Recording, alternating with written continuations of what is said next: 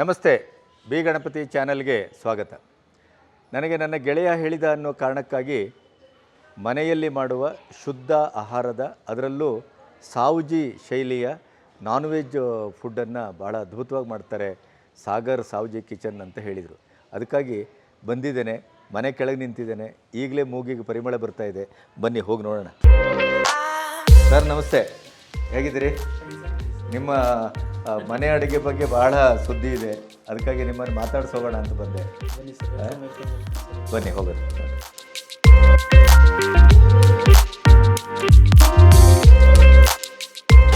ನಾವು ಕೊಪ್ಪಳ ಕಡೆಯಿಂದ ಬಂದಿರೋದಲ್ವ, ನಮ್ಮ ತಂದೆಯವರೆಲ್ಲ ಆ ಕಡೆ ಇರೋರೆ. ನಾವು ಏನೇ ಕೆಲಸ ಸ್ಟಾರ್ಟ್ ಮಾಡಿದ್ರೂ ನಮ್ಮ ಮನೆ ದೇವರು ಹುಲಿಗಮ್ಮ ದೇವಿ ಅಂತ ಹೇಳ್ಬಿಟ್ಟು, ಹುಲಿಗಮ್ಮ ದೇವಿ ಪ್ರಸನ್ನ, ಹುಲಿಗಮ್ಮ ದೇವಿ ಅಂದ್ಬಿಟ್ಟು ಆ ದೇವ್ರ ಹೆಸರನ್ನ ನೆನೆಸ್ಕೊಂಡ್ರೆ ನಾವು ಸ್ಟಾರ್ಟ್ ಮಾಡ್ತೀವಿ ಯಾವಾಗೂ.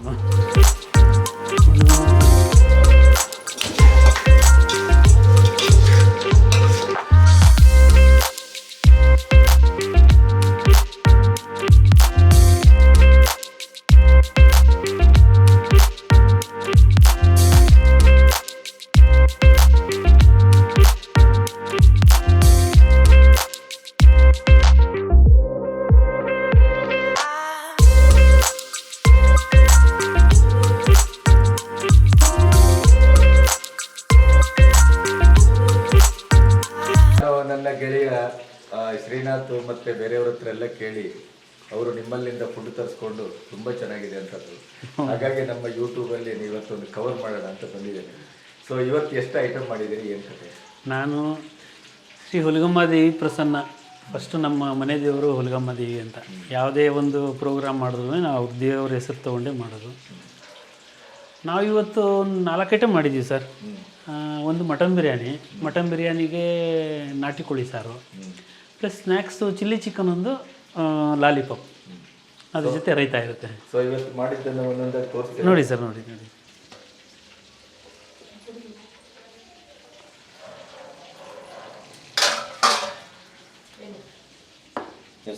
ಇದು ಮಟನ್ ಬಿರಿಯಾನಿ. ಈ ಮನೆ ಅಡಿಗೆ ಅನ್ನೋದನ್ನ ಮನೆಯಲ್ಲಿ ಯಾವ ರೀತಿ ಮಾಡ್ತಾರೋ ಅದೇ ರೀತಿ ಮಾಡ್ತೀರಿ? ಹೌದು ಸರ್. ಈ ಹೋಟೆಲಿನ ಯಾವುದೇ ರೀತಿ ಆ ಥರದ ವಾತಾವರಣವನ್ನು ನೀವು ಇಲ್ಲಿ ಯಾವುದೂ ಬಳಸಿಲ್ಲ? ಇಲ್ಲ, ಮನೆಯಲ್ಲೇ ಮಾಡೋದು. ನ್ಯಾಚುರಲ್ಲು ಸೊಪ್ಪು ಪ್ಲಸ್ ಏನು ಇನ್ಗ್ರೀಡಿಯೆಂಟು ಮನೆಯಲ್ಲ ಮಾಡ್ತೀವಿ ಅದನ್ನೇ ಹಾಕಿ ಮಾಡ್ತೀವಿ ಸರ್. ಇದು ಮಟನ್ ಬಿರಿಯಾನಿ ರೆಡಿ ಇದೆ ಇವಾಗ. ಇದೀಗ ಎಷ್ಟು ಕೆ ಜಿದು ಮಾಡಿದ್ದೀರಿ ಸರ್? ಇವಾಗ 2 kg ಮಾಡಿದ್ದೀವಿ ಸರ್. ನಾವು ಕೆ ಜಿ ಲೆಕ್ಕದಲ್ಲೇ ಮಾಡೋದು ಇದು. ಕೆಜಿ ಬಿರಿಯಾನಿ ಸ್ಪೆಷಲ್ ಅಂತ ಹೌದು ಸರ್. ಅಂದರೆ 1 kg ರೈಸ್ಗೆ 1 kg ಮಟನ್ ರಾ ಆಗ್ತದೆ ಹಾಗೆ. ಹಾಂ, ಕೆಲವ್ರು ಏನಂತಾರ ರೈಸೇ 1 kg ಕೊಡ್ತಾರೆ ಅನ್ನೋ ಥರ ಭಾವನೆ ಇರುತ್ತೆ. ಆ ಥರ ಹೊರಗಡೆಗೆಲ್ಲ ಹಾಗೆ ಇರೋದು. 1 kg ಬಿರಿಯಾನಿ ಅಂದರೆ ರೈಸ್ 1 kg, ಮಟನ್ ಅರ್ಧವೋ ಕಾಲು. ನಮ್ಗೆ ಗೊತ್ತಿಲ್ಲ. ನಮ್ದೇನಿದ್ರು 1 kg ರಾ ಮಟನ್ಗೆ 1 kg ರೈಸ್ ಹಾಕಿ ಮಾಡ್ತೀವಿ ಸರ್. ಪ್ಲಸ್ ಇವಾಗ ನೆಕ್ಸ್ಟ್ ಇದು ರೆಡಿ ಇದೆ. ಇದು ನಾಟಿ ಕೋಳಿ ಸಾರು. ಹೌದು, ನಾಟಿ ಕೋಳಿ ಸಾರು. ಅದ್ರ ಜೊತೆ ಕಾಂಬಿನೇಷನ್ನು ಚೆನ್ನಾಗಿರುತ್ತೆ.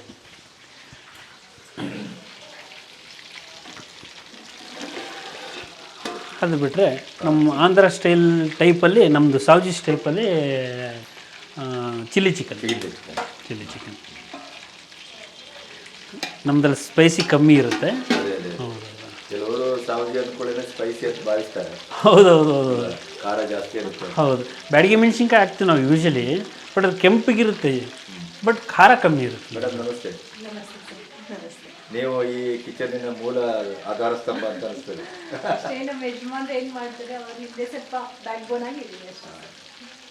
ಅದರ ಅಡುಗೆದೆಲ್ಲ ಸಾಮಾನ್ಯ ಅದರದ ಹದ ಹಾಕೋದೆಲ್ಲ ಮೇಡಮ್ ಹೇಗೆ? ಇಲ್ಲ, ಅವರು ಮಾಡ್ತಾರೆ, ನಾವು ಮಾಡ್ತೀವಿ, ಇಬ್ಬರು ಸೇರಿಕೊಂಡು ಮಾಡ್ತೀವಿ ಸರ್ ನಾವು. ಹೌದು. ಇದು ಲಾಲಿಪಾಪ್ ಮಾಡ್ತಾಯಿದ್ದೀವಿ. ಸೊ ಇದರಲ್ಲೂ ಅಷ್ಟೇ, ಯಾವುದೇ ಥರದ ನಾವು ಪದಾರ್ಥಗಳು ಪಚನ ಆಗಬೇಕು ಆ ಥರದ್ದೇ ಹಾಕ್ತೀವಿ. ನ್ಯಾಚುರಲ್ಲು, ಬ್ಯಾಡಗಿ ಮೆಣಸಿನ್ಕಾಯಿ ಕಲರ್ಗೋಸ್ಕರ. ಬಟ್ ಬೇರೆ ಯಾವುದೇ ಇದಕ್ಕೂ ನೀವು ಕಲರ್ ಎಲ್ಲ ಬಳಸ್ತಾ ಇಲ್ಲ ಸರ್? ಕಲರ್ ಆಗಲಿ, ಕೆಮಿಕಲ್ ಆಗಲಿ ಅಥವಾ ಟೇಸ್ಟ್ ಅವೆಲ್ಲ ನಮಗೆ ಗೊತ್ತೇ ಇಲ್ಲ ಆ್ಯಕ್ಚುಲಿ. ಇದೇ ಕಿಚನಲ್ಲಿ 200 ಜನರಿಗೆ ಆಗುವಷ್ಟು ಅಡುಗೆ ಮಾಡ್ತೀರಾ? ಮಾಡ್ತೀವಿ ಸರ್, ಮಾಡ್ತೀವಿ. ಒಂದೊಂದೇ 1 2 3 ನಮ್ಮ ಹತ್ರ ಸ್ಟೋವ್ಗಳಿದೆ. ಒಂದು 200 ಹಾಟ್ ಬಾಕ್ಸ್ಗಳಿದ್ದಾವೆ. ಸೊ 100 ಹಾಟ್ ಬಾಕ್ಸ್ ಹೊರಗಡೆ ಹೋಗಿರ್ತವೆ. ಯಾಕಂದರೆ ನಾವು ಊಟ ಕೊಟ್ಬಿಟ್ಟು ಕಳಿಸ್ಬಿಡ್ತೀವಿ. ಇವಾಗ ಕೆ ಜಿ ಲೆಕ್ಕದಲ್ಲಿ ಹೇಳ್ತಾರಲ್ವ, ಕೊಟ್ಟು ಕಳಿಸ್ತೀವಿ, ನೆಕ್ಸ್ಟ್ ಡೇ ನಾವು ಕಲೆಕ್ಟ್ ಮಾಡ್ಕೊತೀವಿ ಅದನ್ನು. ಯಾಕಂದರೆ ಬಿಸಿ ಕೋಳಿ ಸಾರು ಕೂಡ ಕೆಜಿ ಲೆಕ್ಕದಲ್ಲೇ ಮಾಡ್ತೀರಾ? ಹೌದು ಸರ್, ಹೌದು. ಓಕೆ. ಸೊ ಸಾಮಾನ್ಯವಾಗಿ ನೀವು ಎಲ್ಲಿಂದ ಆರಂಭಿಸಿ ಎಲ್ಲಿವರೆಗೆ ಬಂದಿದ್ದೀರಿ ಈಗ? ಸರ್ ಸ್ಟಾರ್ಟಿಂಗಲ್ಲಿ ಒಂದು 3 ವರ್ಷದ ಮುಂಚೆ ನಾನು ಸ್ಟಾರ್ಟ್ ಮಾಡಿದ್ದು. ಆವಾಗ ಒಂದೊಂದು ಕೆ ಜಿನೇ ಮಾಡಿ ಕೊಡ್ತಾಯಿದ್ವಿ. ತಿಂಗಳಿಗೆ 1, 2, 3 ಆರ್ಡ್ರ್ ಬರ್ತಾಯಿತ್ತು. ಅದಾದಮೇಲೆ ಕ್ರಮೇಣ ಸ್ವಲ್ಪ ಪಿಕಪ್ ಆಯಿತು. ಕೋವಿಡ್ನಲ್ಲಿ ಮತ್ತೆ ಕಡಿಮೆ ಆಯಿತು. ಇವಾಗ ಏನು ತೊಂದರೆ ಇಲ್ಲ ಸರ್, ಸುಮಾರು ಒಂದು ತಿಂಗಳಿಗೆ 50 ಆರ್ಡ್ರ್ ಇರುತ್ತೆ. ಹೌದು ಸರ್. ಬೋರ್ಡ್ ಇಲ್ಲದೇನೆ ಕಿಚನ್ ಶುರು ಮಾಡಿದವರು? ಇಲ್ಲ, ಹೌದು ಸರ್, ನನ್ನ main mouth to mouth publish ಆಗ್ತಾ ಇದೆ. ಇಲ್ಲ, ನನಗೂ ಹಾಗೆ ಶ್ರೀನಾಥ್ ಹೇಳಿದ್ದು, ಆಮೇಲೆ ಅವರ ಮನೆಗೆ ತಗೊಂಡೋದಾಗ ಅಥವಾ ಅವರ ಸ್ನೇಹಿತರ ಮನೆಗೆ ಕೊಂಡೋದಾಗ ಅಲ್ಲಿ ಅವರು ಊಟ ಮಾಡಿ ಅವರು ಅದರ ಸ್ವಾದವನ್ನು ಹೇಳಿದ್ದು, ಈ ಥರದ್ದೆಲ್ಲ ಅವರು ನನಗೆ ಹೇಳಿದ್ದಾಗಲೇ ನಾನು ಇಲ್ಲಿ ಬರೋದಕ್ಕೂ ಅದೇ ಕಾರಣ. ಮೌತ್ ಟು ಮೌತ್ ಪಬ್ಲಿಸಿಟಿನೇ. ಹೌದು ಸರ್, ಹೌದು. Thank you. ಓಕೆ ಸರ್, ಈಗ ಇದರ ರುಚಿ ನೋಡಿ ಆಮೇಲೆ ಮಾತಾಡೋಣ. ನಮಸ್ತೆ, ಬಿ ಗಣಪತಿ ಚಾನಲ್ಗೆ ಸ್ವಾಗತ. ನಿಮ್ಗೆ ಆಶ್ಚರ್ಯ ಆಗ್ಬೋದು, ಟೇಬಲ್ಲು, ಊಟದ ಇದು ಸಾಮಗ್ರಿಗಳು, ಇಲ್ಲಿಬ್ಬರು ಕೂತಿದ್ದಾರೆ, ಇವರು ಏನು ಮಾತಾಡ್ತಾ ಇದ್ದಾರೆ ಅಥವಾ ಯಾವ ವಿಡಿಯೋ ಮಾಡ್ತಾ ಇದ್ದಾರೆ ಅಂತ ಅನಿಸ್ಬೋದು. ನನ್ನ ಗೆಳೆಯ ಶ್ರೀನಾಥ್ ಅವರು ಬಹಳ ದಿನದಿಂದ ಹೇಳ್ತಾ ಇದ್ರು ನನಗೆ, ಒಂದು ಮನೆಯಲ್ಲೇ ಮಾಡುವಂಥ ಒಂದು ಅಡುಗೆ, ಅದರಲ್ಲೂ ಮರಾಠಿ ಅಡುಗೆ, ಸಾವ್ಜಿ ಅಡುಗೆ. ನಮ್ಮಲ್ಲಿ ಬೆಂಗಳೂರಲ್ಲಿ ಸಾವ್ಜಿ ಹೋಟೆಲ್ಗಳು ಕಡಿಮೆ, ಮತ್ತು ಈ ರೀತಿಯ ಮನೆಯಲ್ಲಿ ತಯಾರಿಸಿ ಭಾಳ ಹೈಜೆನಿಕ್ ಆಗಿ ಆರೋಗ್ಯಪೂರ್ಣವಾಗಿ ಮನೆಯಲ್ಲಿ ಅವರೇನು ತಿಂತಾರೋ ಅದೇ ರೀತಿಯಲ್ಲಿ ಅದೇ ಶೈಲಿಯಲ್ಲಿ ಅಡುಗೆ ಮಾಡಿಕೊಟ್ಟು ನಮಗೆ ಪಾರ್ಟಿಗಳಿಗೋ ಅಥವಾ ಕಿಟ್ಟಿ ಪಾರ್ಟಿಗೋ, ಬರ್ತ್ಡೇಗೋ ಅಥವಾ ಮನೆಯಲ್ಲಿ ಗೆಸ್ಟ್ ಬಂದಾಗ್ಲೂ ಈ ಥರದ್ದೆಲ್ಲ ಸರಬರಾಜು ಮಾಡುವಂಥ ಒಂದು ವ್ಯವಸ್ಥೆ ನಾನೆಲ್ಲೂ ಹೆಚ್ಚು ಕೇಳಿರಲಿಲ್ಲ. ಆದರೆ ಶ್ರೀನಾಥ್ ಹೇಳಿದರು, ನಮ್ಮ ಕೆಲವು ಪಾರ್ಟಿಗಳಿಗೆಲ್ಲ ತರಿಸಿದ್ದೇವೆ, ಅದು ತುಂಬ ಚೆನ್ನಾಗಿ ಅವ್ರು ಮಾಡ್ತಾರೆ. ಸಾಗರ್ ಸಾವ್ಜಿ ಕಿಚನ್ ಅಂತ ಗಜೇಂದ್ರ ಮತ್ತು ಕೃಪಾ ಅಂತ ಅವರು ಗಂಡ ಹೆಂಡತಿ ಇಬ್ಬರು ಭಾಳ ಅದ್ಭುತವಾಗಿ ಮಾಡ್ತಾರೆ, ನೀವೊಂದು ವಿಡಿಯೋ ಯಾಕೆ ಮಾಡಬಾರ್ದು ಅಂತ. ನನ್ನ ಚಾನಲ್ ಉದ್ದೇಶವೂ ಅದೇ, ಏನು ಅಂತಂದರೆ ಸಮಾಜಕ್ಕೆ ಹೆಚ್ಚು ಆರೋಗ್ಯಪೂರ್ಣವಾದಂಥ ವಿಚಾರಗಳು, ಆರೋಗ್ಯಪೂರ್ಣವಾದಂಥ ತಿಂಡಿ ತಿನಿಸುಗಳು, ಆರೋಗ್ಯಪೂರ್ಣವಾದಂಥ ಆಹಾರಗಳು, ಮತ್ತು ಎಲ್ಲೆಲ್ಲಿ ಒಳ್ಳೆಯದಿದೆ, ಒಳ್ಳೆಯ ಅಂಶಗಳಿದೆ, ಅದಕ್ಕೆಲ್ಲವನ್ನು ಫೋಕಸ್ ಮಾಡಿ ಒಳ್ಳೆಯದಿದೆ ಹೋಗಿ ನೀವು ಅದನ್ನು ಬಳಸ್ಕೊಳ್ಳಿ ಅಂತ ಹೇಳೋದಕ್ಕೆ ನಾನೊಂದು ಸೇತುವೆ ಆಗ್ಬೋದಷ್ಟೇ. ಆ ಕೆಲಸವನ್ನು ನಾನು ಮಾಡ್ತಾ ಇದ್ದೇನೆ. ಹಾಗಾಗಿ ಇವತ್ತು ಇಲ್ಲಿ ಬಂದಿದ್ದೇನೆ. ಇವರಿಬ್ಬರೊಟ್ಟಿಗೆ ಒಂದು ಇಷ್ಟು ಮಾತುಕತೆಯನ್ನು ಮಾಡಿ ಇವರು ಹೇಗೆ ಇದನ್ನು ಆರಂಭಿಸಿದರು, ಯಾವ ರೀತಿಯ ಆಹಾರವನ್ನು ಕೊಡ್ತಾರೆ. ಈಗಿನ ಆಹಾರೋದ್ಯಮ ಕೂಡ ಇವತ್ತು ತುಂಬ ಡೇಂಜರಸ್ ಆಗಿದೆ. ಕಲರ್ ಹಾಕ್ತಾರೆ ಅಥವಾ ಟೇಸ್ಟಿ ಪೌಡ್ರ್ ಹಾಕ್ತಾರೆ, ಯಾವ್ಯಾವುದೋ ಆಯಿಲನ್ನು ಬಳಸ್ತಾರೆ. ಯಾಕೆಂತಂದರೆ ಅವರಿಗೆ ಕಾಸ್ಟ್ ಆಫ್ ಪ್ರೊಡಕ್ಷನನ್ನು ಕಡಿಮೆ ಮಾಡಬೇಕು, ಆಮೇಲೆ ಅದಕ್ಕೆ ತಕ್ಕಾಗಿ ಒಂದು ರೀಸನೇಬಲ್ ಮಾರ್ಕೆಟನ್ನು ನಾವು ಮಾಡ್ಕೋಬೇಕು ಅಂತ. ಈ ಎಲ್ಲ ಹಿನ್ನೆಲೆಯಲ್ಲಿ ಇದು ಎಷ್ಟು ಶುದ್ಧವಾಗಿದೆ ಅನ್ನೋದನ್ನು ಸ್ವತಃ ನಿಮ್ಮೆದುರು ನಾನು ತಿಂದು ಅವರೊಟ್ಟಿಗೆ ಒಂದು ಇಂಟರ್ವ್ಯೂ ಮಾಡೋಣ ಅಂತ ಬಂದಿದ್ದೇನೆ. ಸರ್, ಗಜೇಂದ್ರ ಸರ್ ನಮಸ್ತೆ. ಪ್ರಭಾ ಮೇಡಮ್ ನಮಸ್ತೆ. ಸೊ ಇವತ್ತು ನಿಮ್ಮ ಮನೆಗೆ ಬಂದಿದ್ದೇನೆ. ನಿಮ್ಮ ಮನೆಯಲ್ಲಿ ಊಟ ಮಾಡುವ ಮೂಲಕ ನಮ್ಮ ನೋಡುಗರಿಗೆ ಇದೊಂದು ಹೊಸ ಪ್ರಯೋಗ, ನೀವು ಇದನ್ನು ಬಳಸ್ಕೋಬೋದು. ಬೆಂಗಳೂರಿನ ಸುತ್ತಮುತ್ತ ಎಲ್ಲಿದ್ದರೂ ನೀವು ಇದನ್ನು ಆರ್ಡರ್ ಮಾಡಿ ತರಿಸ್ಕೋಬೋದು. ಇವನ್ನೆಲ್ಲ ಹೇಳೋಣ ಅಂತ ಬಂದಿದ್ದೇನೆ ಮೇಡಮ್. ಸೊ ನೀವು ಹೇಳಿ, ಊಟ ಮಾಡ್ತಾ ಮಾತಾಡೋಣ. ಯಾಕಂದರೆ ಊಟದ ರುಚಿಯನ್ನು ನೋಡ್ತಾನೆ ನೀವು ಯಾವ ರೀತಿ ಫುಡ್ಡನ್ನು ಮಾಡ್ತಾ ಇದ್ದೀರಿ ಮತ್ತು ಯಾವುದೇ ರೀತಿ ಅದನ್ನು ಕೊಡ್ತಾ ಇದ್ದೀರಿ, ನಿಮ್ಮ ಪ್ಯಾಕಿಂಗ್ ಸಿಸ್ಟಮ್ ಏನು, ನಿಮ್ಮ ಸರಬರಾಜಿನ ರೀತಿ ಹೇಗೆ, ಮತ್ತು ನಿಮ್ಮ ಮೂಲ ಯಾವುದು, ನೀವು ಯಾವ್ಯಾವ ರೀತಿ ಇಂಗ್ರೀಡಿಯೆಂಟ್ಸನ್ನು ಬಳಸ್ತೀರಿ, ಇವೆಲ್ಲವನ್ನ ಮಾತಾಡೋಣ ಮೇಡಮ್. ಓಕೆ, ಮೊದಲು ಊಟ ಬಳಸಿ ಆಮೇಲೆ ಮಾತಾಡೋಣ.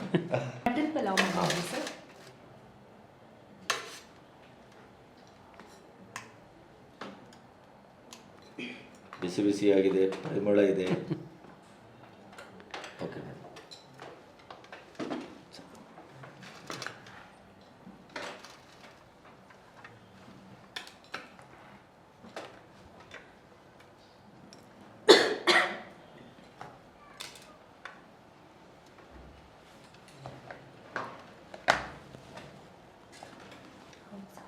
ನೋಡಿ, ಹಿಂದಿನವ್ರು ಹೇಳ್ತಾ ಇದ್ರು, ಊಟಕ್ಕೆ ಕೂತ್ಕೊಂಡಾಗ ಬಾಯಲ್ಲಿ ನೀರೂರಬೇಕು ಅಂತ, ಆರೋಗ್ಯಕ್ಕೂ ಒಳ್ಳೆಯದು, ಅದು ಆಯುಷ್ಯ ವೃದ್ಧಿ ಆಗುತ್ತೆ ಅಂತ, ತಿನ್ನುವ ಆಹಾರ ಪಚನ ಆಗುತ್ತೆ ಅಂತ.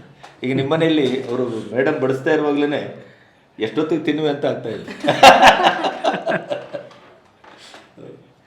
ಸಾಕು ಮೇಡಮ್,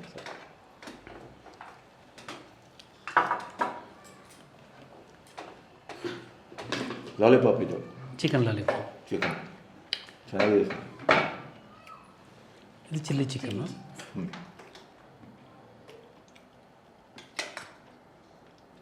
ಓಕೆ ಮೇಡಮ್.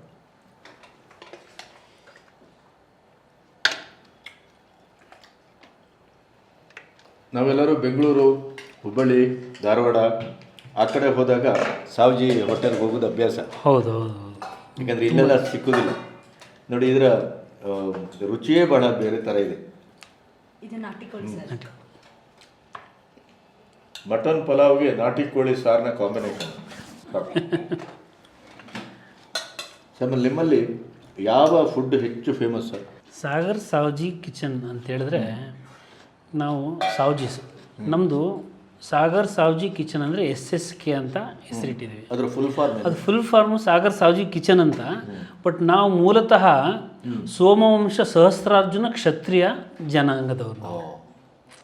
ಸೋಮವಂಶ ಸಹಸ್ರಾರ್ಜುನ ಕ್ಷತ್ರಿಯ SSK ಅಂತಲೂ ಇದೆ. ಪ್ಲಸ್ ನಮ್ಮದು ಸಾಗರ್ ಸಾವ್ಜಿ ಕಿಚನ್ ಅಂತಲೂ ಆಗುತ್ತೆ ಅಂತ ಹೆಸರಿಟ್ಟಿದ್ದೀವಿ ನಾವು. ನಮ್ಮದು ಬಂದ್ಬಿಟ್ಟು ಕೊಪ್ಪಳ, ತುಂಗಭದ್ರಾ ಡ್ಯಾಮ್ ಇದೆಯಲ್ಲ ಸರ್, ಆ ಕಡೆ ಎಲ್ಲ ನಮ್ಮ ತಂದೆಯವರೆಲ್ಲ ಅಲ್ಲೇ ಇದ್ದಿದ್ದು. ಅಂದರೆ ಈ ಅಡುಗೆ ಮಾಡುವ ಒಂದು ಕ್ರಮ ನಿಮ್ಮ ತಂದೆಯವ್ರ ಕಾಲದಿಂದ ತಾಯಿಯವರಿಂದ ಬಂತ? ಇಲ್ಲ ಇಲ್ಲ ಇಲ್ಲ, ಅದು ನಾವು ಅಲ್ಲಿಂದ ನಾವು ಬೆಂಗಳೂರು ಬಂದ್ವಿ. ಬೆಂಗಳೂರಿನಲ್ಲೇ ಹುಟ್ಟಿ ಬೆಳೆದಿರೋದು ನಾವೆಲ್ಲ.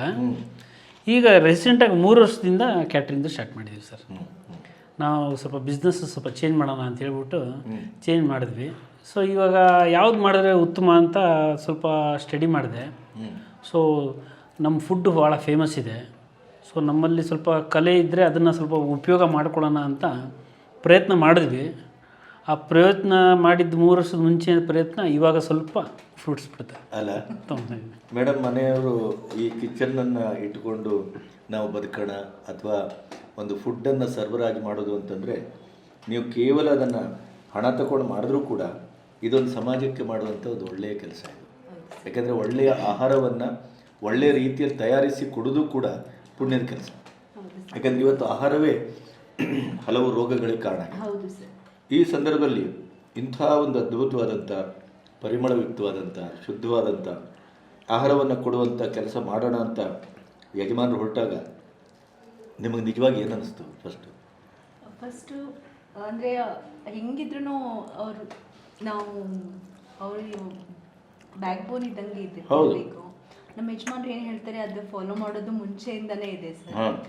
ಫುಡ್ಡಲ್ಲಿ ಇಷ್ಟು ಜನ ಮಾಡ್ತಾ ಇದ್ದಾರೆ, ನಾವು ಸ್ವಲ್ಪ ಮಾಡೋಣ ಅದರಲ್ಲಿ ಇದೆ. ಮತ್ತೆ ನಮ್ದು ಹೆಸರು ಇದೆ ಸಾವ್ಜೀಸ್ ಅಂದರೆ ಆ ಕಡೆ ತುಂಬ ನಾರ್ತ್ ಕರ್ನಾಟಕದಲ್ಲಿ ತುಂಬ ಹೆಸರಿದೆ. ಅದಕ್ಕೆ ಅವ್ರಿಗೆ ಸಪೋರ್ಟ್ ಮಾಡ್ಕೊಂಡು ಬಂದಿದ್ದೀನಿ ಸರ್. ಆರಂಭದ ದಿನ ಹೇಗಿತ್ತು ನಿಮ್ಮದು? ಸ್ವಲ್ಪ ಸ್ಟ್ರಗ್ಲಿಂಗ್ ಇತ್ತು, ಪರವಾಗಿಲ್ಲ. ಯಾವುದು ಒಮ್ಮೆಗೆಲೇನೆ ಬೀಜ ಬಿತ್ತಿದ್ರೆ ಗಿಡ ಆಗಲ್ಲ, ಅದಕ್ಕೂ ಟೈಮ್ ಬೇಕು. ಅದಕ್ಕೆ ಸ್ವಲ್ಪ ಸ್ಟ್ರಗಲ್ ಇತ್ತು ಸರ್. ಇವಾಗ ಪರವಾಗಿಲ್ಲ. ಫಸ್ಟ್ ಡೇ ಹೇಗಿತ್ತು ಸರ್?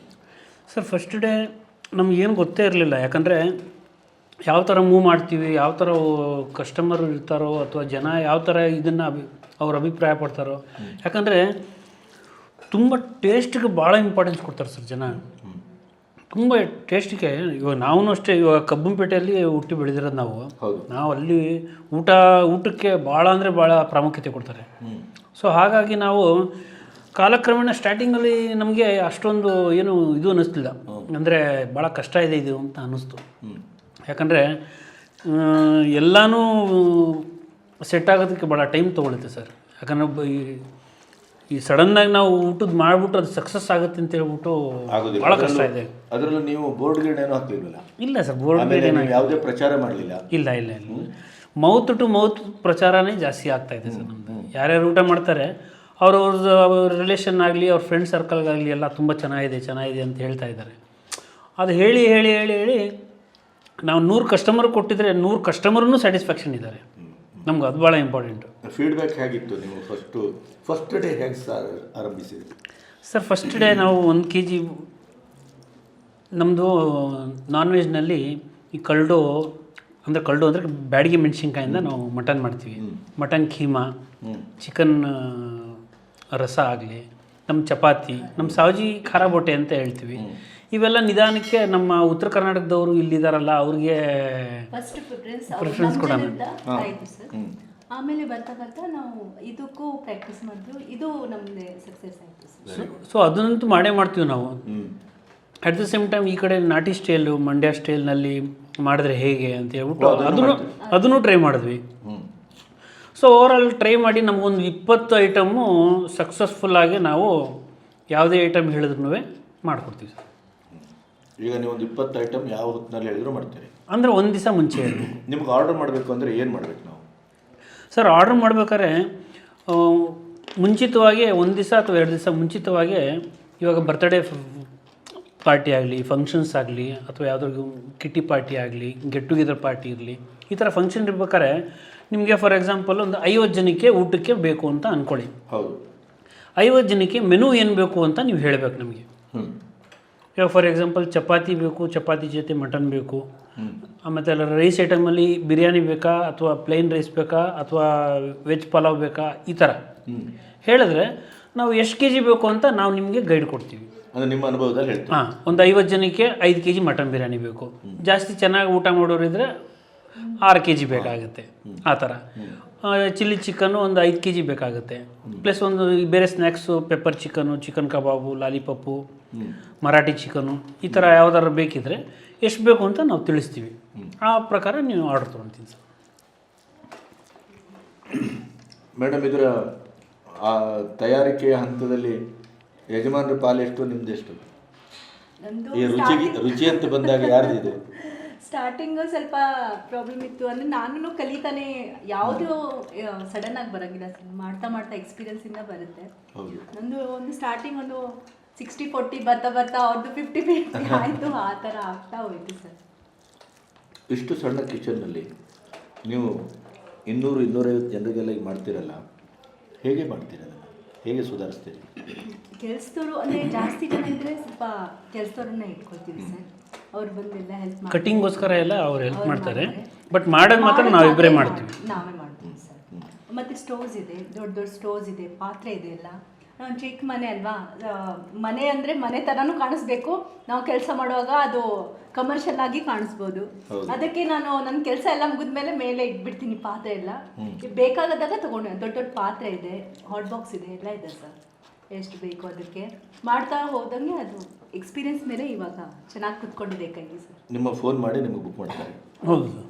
ಮಿನಿಮಮ್ ಟೈಮ್ ಅಂದರೆ ಎಷ್ಟು ಸರ್? ಮಿನಿಮಮ್ ಟೈಮ್ ಅಂತ ಹೇಳಿದ್ರೆ ಇವಾಗ ನಾನು ಮಿನಿಮಮ್ 1 ದಿವಸ ಮುಂಚೆ ಹೇಳಿದ್ರೆ ನಮ್ಗೆ ತುಂಬ ಅನುಕೂಲ ಆಗುತ್ತೆ. ಕೆಲವರು 2 ಅವರ್ 3 ಅವರ್ ಇರ್ಬೇಕಾದ್ರೆ ಇಮ್ಮಿಡಿಯೇಟಾಗಿ ಬೇಕು ಅಂತ ಹೇಳ್ತಾರೆ. ನಾವು ಯಾರ್ದಾದ್ರು ಬೇರೆ ಒಂದು ಆರ್ಡ್ರ್ ಒಪ್ಕೊಂಡ್ರೆ ಬೇರೆಯವ್ರದ್ದು ಆರ್ಡ್ರ್ ಒಪ್ಕೊಳ್ಳಲ್ಲ ಸರ್. ಯಾಕಂದರೆ ಅದನ್ನು ಕರೆಕ್ಟಾಗಿ ಮಾಡಿಕೊಡ್ತೀವಿ ನಾವು. ಇಬ್ಬರದು ಮಾಡಿ ಅದನ್ನು ನಮಗೆ ಸೆಟ್ ಆಗೋಲ್ಲ.